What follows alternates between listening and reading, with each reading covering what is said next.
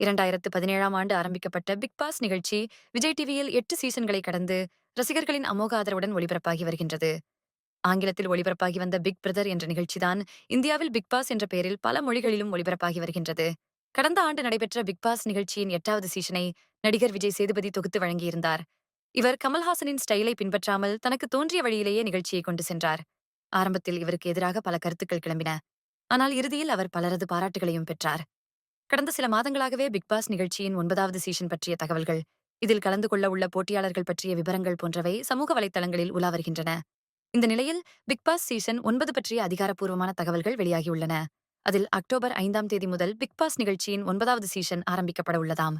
மேலும் இதில் வழமை போல 18 போட்டியாளர்களும் மொத்தமாக 105 நாட்களும் இடம்பெற உள்ளமை குறிப்பிடத்தக்கது.